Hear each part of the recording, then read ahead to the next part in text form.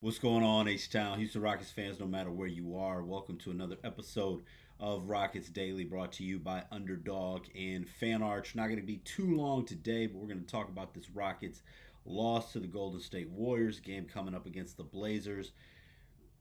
What were some positives that we saw from this Warriors loss, and what were some negatives? Appreciate if you guys would go ahead and subscribe to this channel. Definitely appreciate it. Appreciate all the comments, Tom Johns and everybody else who's chimed in. Up late watching that game. Got an appointment at 6:30 in the morning, so I'm just gonna go ahead and I'll roll through this. Not gonna get too deep into some stats. Just kind of talk about what I've been seeing from last night from the Rockets off of first glance, and also what we've been seeing all season long. Rockets came out flat at the beginning, and it should have been a spot for a sense of urgency. First of all, it's Golden State. I don't care if Steph Curry's not out there. I don't care if obviously Klay Thompson is no longer a Warrior. Jimmy Butler hurt. It doesn't really matter who that second fiddle, that Batman is to Steph Curry. Even when Steph Curry's not out there, it doesn't matter who it is. And the Warriors just showed to be a much deeper, hungrier, more focused team than the Rockets. Rockets dug themselves in a hole, and it's almost like my dad used to always tell me sometimes in basketball. Team falls behind, a team fights back, but when all that energy is exerted, a lot of times you see it catch up to them at the end. And that's exactly what happened with the Houston Rockets last night. So overall, as far as the predictions and things, I mean, Reed Shepard, 37 minutes. It was nice. Reed Shepard with 30 points. Definitely a big part of the offense and going to be a huge part of this team, obviously, going forward. Reed Shepard has definitely arrived, but still, there's a lot of people coming for Udoka, and I'm not really trying to be that guy. I'm not really trying to become for the coach guy. I know, in hindsight, it's always easy to play Friday night quarterback or whatever you want to say in this case for basketball, but I mean, Jabari Smith Jr. coming back. I mean, Jabari played hard. He had 11 rebounds. But 5 turnovers, 0 for 8 shooting, 3 points in 42 minutes. I guess you look at it and you're thinking, okay, Dorian Finney Smith is almost unplayable right now. Oh man, I don't know. I mean, Ahmed Thompson already played 44 minutes. Durant played 41. Reed Shepard played 37. But it was a roster construction issue, as I mentioned, because at the end of the day, why do we have so many guys that we can't play? I mean, if Jeff Green can't play, if Dorian Finney-Smith can't play, if Isaiah Crawford can't play, if Aaron Holiday can't play, why do we have so many guys on the team that cannot play? I mean, you look at the Warriors, and you had D'Anthony Melton, nice game for him. Pazinski, Santos, Post. I mean, all these guys, Cryer, all LJ Cryer, all these guys playing for the guys who the. I mean, Cryer. Shout out to him. Out of University of Houston, but only 4 games that he's played with the Warriors this season, and he was able to give you. He was able to give the Warriors 20 minutes and 12 points. And we've got guys who've been on this roster now for years that cannot give this team anything.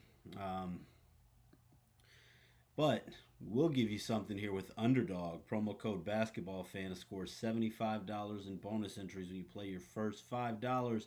The fast breaks, the buzzer beaters, the block parties, they're all here on Underdog. You can get in on the action tonight. Reed Shepard has been absolutely on fire.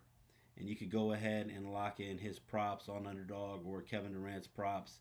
Denny Advia may make an appearance tonight for the Golden State Warriors. Playing Underdog's easy. Just take those players, pick higher or lower on stats like points, rebounds, steals, assists, and more. It's easy to use. Once again, promo code Basketball Fans score $75 in bonus entries when you play your first $5. It's Underdog. Make picks and win money. All right. As we're moving along Must be here, 18 plus. 19 plus in Alabama and Nebraska. 19 plus in Colorado for some games. 21 plus in Arizona, Massachusetts, and Virginia. And present in a state where Underdog Fantasy operates. Terms apply. See assets.underdogfantasy.com/playing get terms DFSTML for details. Offer not valid in Maryland, Michigan, New Jersey, New York, Ohio, and Pennsylvania. Concerned with your play? Call 1-800-GAMBLER or visit www.ncpgambling.org. In New York, call the 24/7 helpline at 1-878 or text PMI 467-369.